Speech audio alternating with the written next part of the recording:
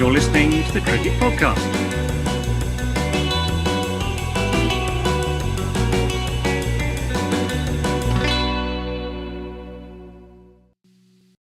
Hello everyone and welcome to the Cricket Podcast. It's Sunday. It's our IPL weekend review show, plus some bonus fixtures because Max forgot to do the podcast on Friday night. I'm Jack Hope. Max, how do you respond to those allegations?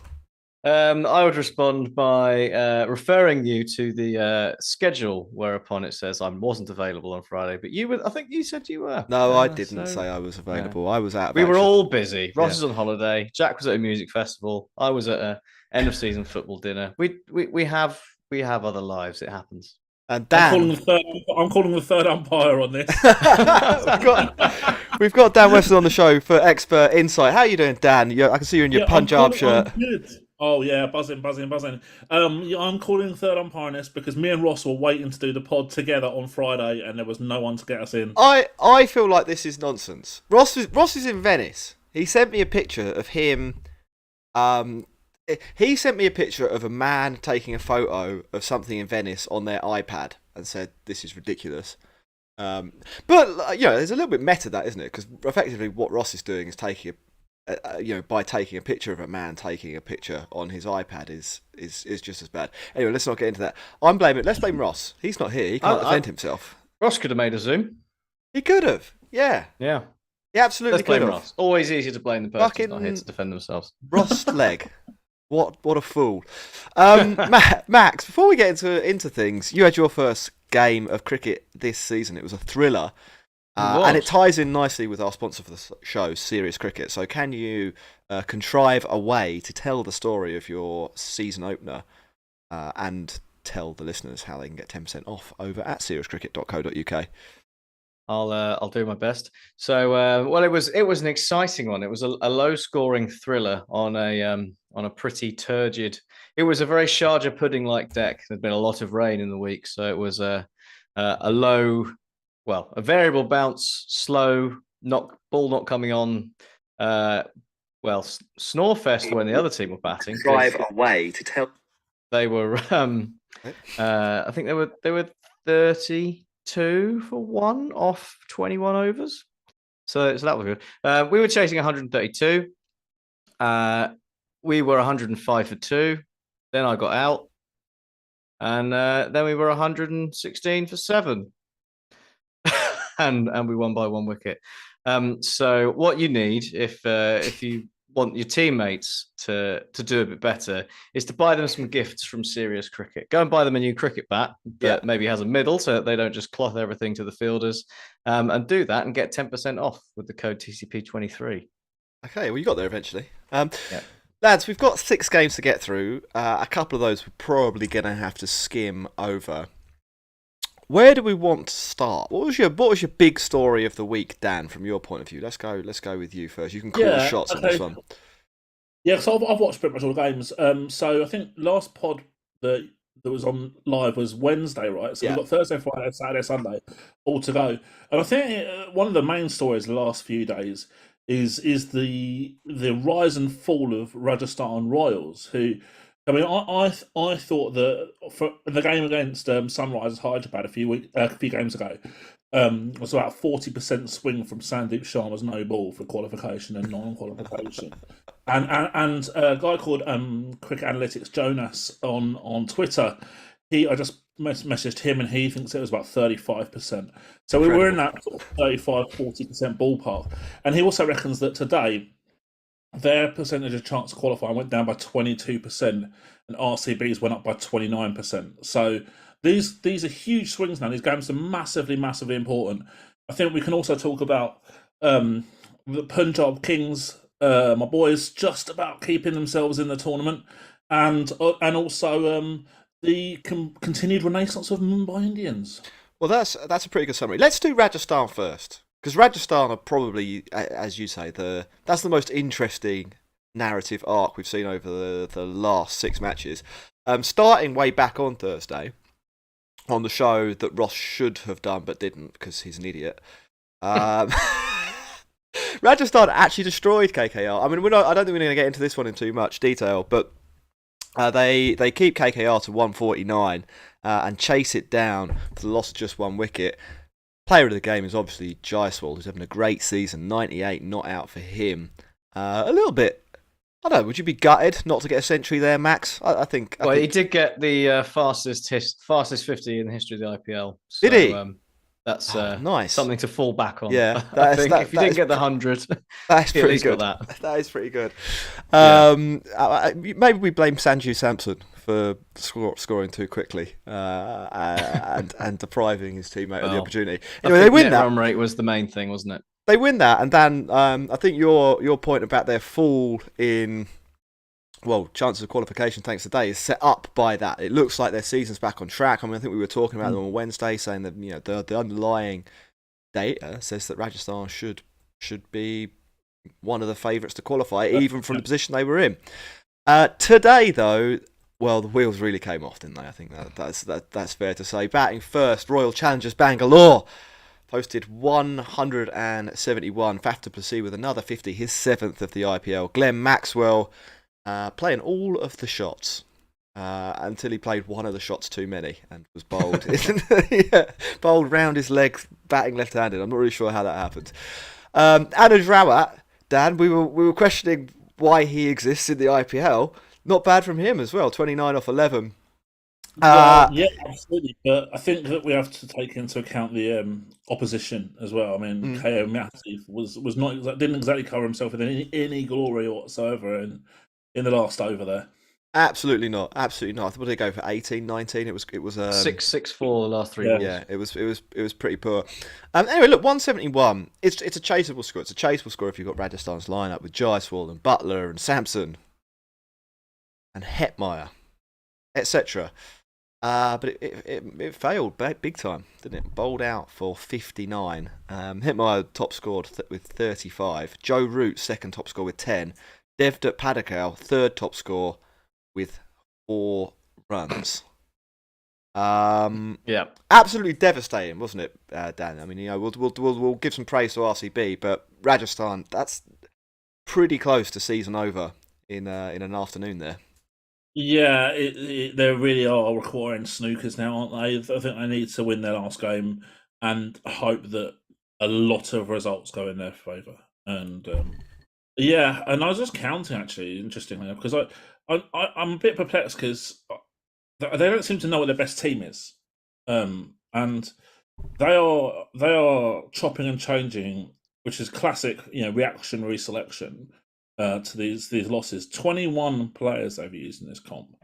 And Butler, Hetmeyer, and to a slightly lesser extent, Bolt, have been their kind of core overseas players. But now they're trying to sort of integrate Root into the team.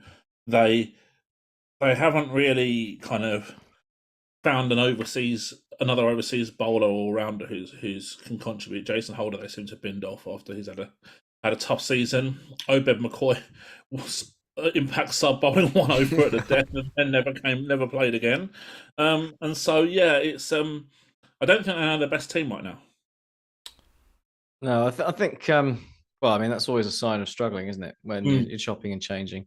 The emergence of Joe Root just seems really quite odd, but I suppose it's all. I'm laying the blame squarely at the feet of Rian Parag, because his hubris this season has really come back to bite him, and it's caused Rajasthan Royals a problem in their middle order, which means basically that they can't play Obed McCoy if they need to bring in an overseas to fill in that extra batting spot, and then you end up with things like KM Asif in the last 3 balls he bowled today. But from the Royals' point of view, I think where it went wrong with the bat was, and this is a very keen piece of analysis, so you should listen to this.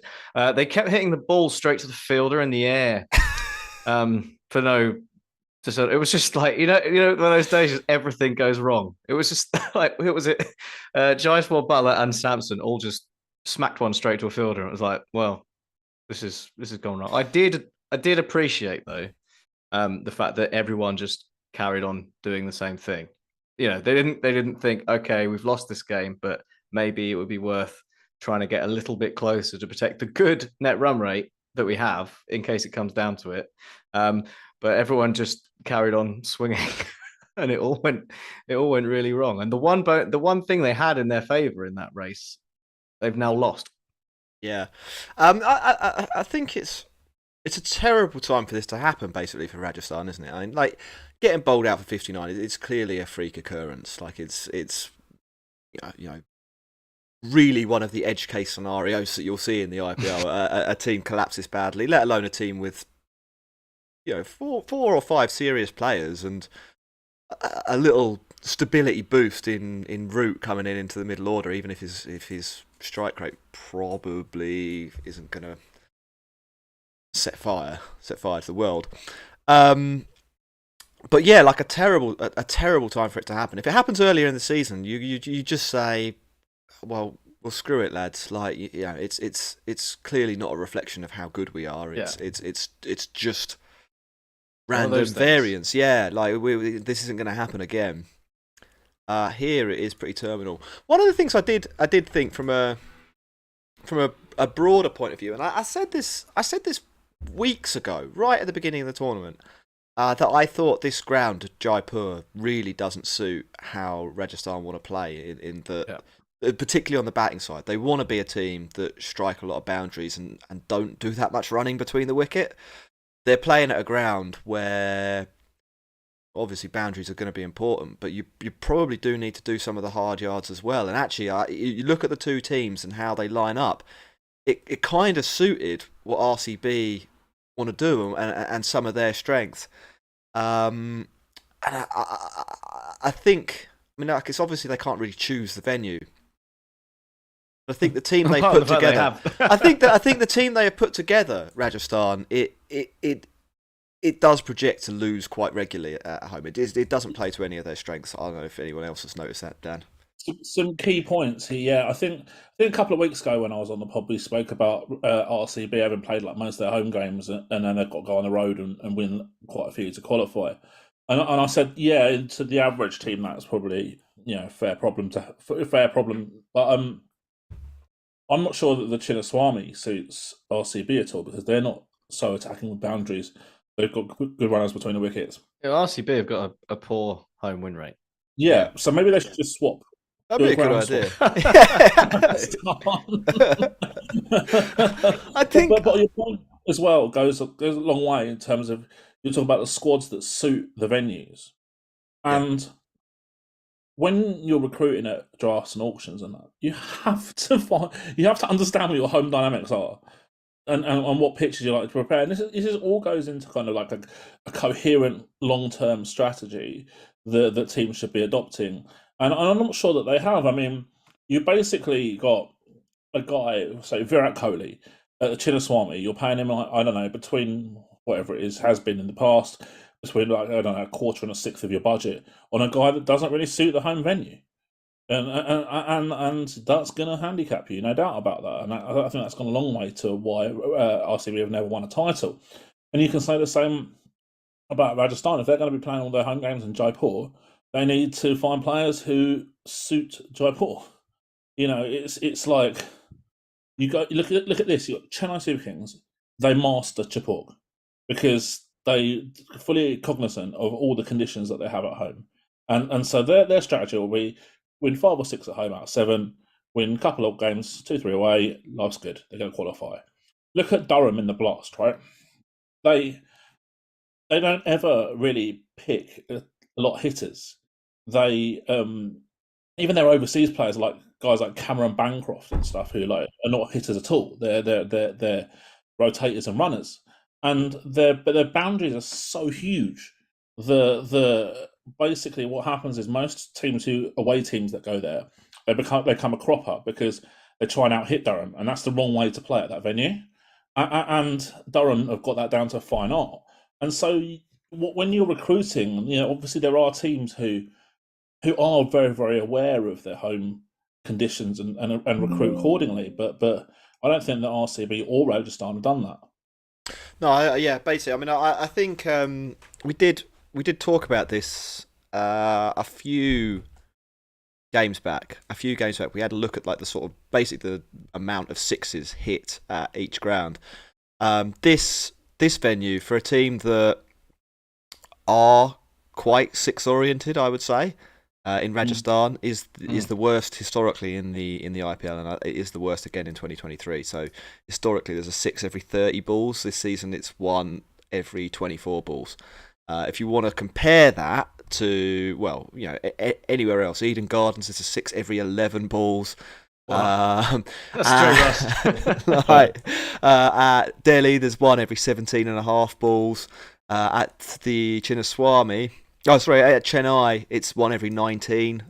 So it's a fair. It's quite a long way behind the other venues, and this is a team with guys who do clear the ropes. Like Shimron Hetmeyer did hit sixes today. Butler has hit sixes here. Jaiswal's hit sixes here. Even with those guys in the lineup, it's the hardest place to hit a six in the IPL. So. I do think it's tough. Do anyone want to have a guess at Chinnaswamy? How many sixes we've seen there, or how many balls per six? Did you say Eden Garden was 1 over 11? It's 11, yeah. I'm gonna go 14. 11.8. So yeah. a lot of boundaries there. Well, I don't know. Yeah. In the blast, you the home team can choose. I mean, you seem to be able to prepare whichever surface that you want. I mean, like LSG have tested that theory to the limit this season with some of the pitches they've rolled out. So I can't see why you wouldn't be able to put the boundaries in 5 meters. It would make a big difference within regulation. It doesn't sound like much, but like the way physics works, 5 meters is a really long way. In terms of making it easier to hit a six. Well, yeah, I mean, just because I guess, in terms of the fielder cutting it off for every extra few meters of the boundary, you've got to actually hit the six. I mean, I don't know now. Or perhaps an extra 10 perhaps for every 5 meters or something. Just because of that. Are we giving teams too much credit here? That they actually understand and are aware of this? I think what we're saying is they don't. Otherwise, they would have brought the boundaries in. Yeah. I think Rajasthan are a really interesting case. I think they're one of the more interesting franchises to sort of study from a structures point of view and how they try and set up teams and how they try and recruit players. And I think they kind of will be aware of these things, but maybe make bad decisions anyway, if that makes sense. They do. If you've heard the ringleader, is it Jake McCrum? Jake Lash McCrum? Yeah. When he talks about cricket, he's basically performing the role that a general manager in American sport would, which is probably in cricketing terms is quite a developed way to set up your franchise. Like, there's a lot of franchises that kind of don't have that person in place. But they, I mean, like we're saying here, they still kind of have made some weird calls, or maybe they just assumed they'd get away with it. I mean, I don't know. It's maybe there's too many cooks. Pardon? Maybe there's too many cooks as well. Could be. Yeah. No, I can't talk too much in depth about this, but I know that apparently, from what I'm told, apparently there's one franchise out of these 10 that is not Punjab. I can tell you that right now.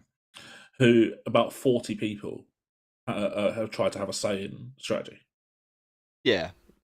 I mean, you can see how that would be a problem. Now, I think for Rajasthan, because they have effectively a general manager, there should be one person who can override the 40 people. If I'm not saying it's them either. I have no idea. This is the first I've heard of this, but let's say it was Rajasthan and everyone wants to have some input. There should be they have actually got a person there who can say no. We're not doing this. It's not Rajasthan either. Yeah. Anyway, look, they're in major danger now. I can't remember the exact permutations. I know that RCB play Gujarat, and the way that I think Gujarat need to beat RCB, and then some other stuff has to happen, which is a potential avenue, or a Lucknow collapse. I think is the other route into the playoffs. Plus, they have to win their final match. So, if you break that down, that's probably 3 50-50s that have to go their way to have any chance whatsoever. Plus maybe a net run rate swing. Mathematically it isn't over, but it kind of. It's not looking great. It kind of is. It's they're not relegated. I'm thinking about the football. They're not Southampton, but they're in the They're not. Leicester. They're not. Yeah, they're Leicester. They're Leicester. They're Leicester of the Premier League. RCB. Anyone want to say anything nice about RCB? Max? Well, Faf keeps on going, doesn't he? Yeah. I think he brought up his 4,000th IPL run in his 50 today. I think it was only the fourth player to do that. So that's quite the feat. And yeah, I mean they've turned things around nicely. But yeah, I think they're gonna get that. I mean, the thing is, it's that net run rate swing today is so huge, isn't it? Yeah. Because it's now better than everyone except LSG that's gunning for those places, and obviously LSG have that bonus point from the rain off anyway. So that's just what's so huge for them. But I think they've benefited today from a team doing an RCB. They have, yeah. And, it's like you know, maybe this is the universe giving something back to them. You know, I mean, they were solid today, but yeah, they were helped. I need to grab my battery, otherwise this is going to collapse. But it is time for a break, so yeah, I can hit the break button, and we'll talk a little bit more about RCB afterwards, and then move on. You're listening to the Cricket Podcast.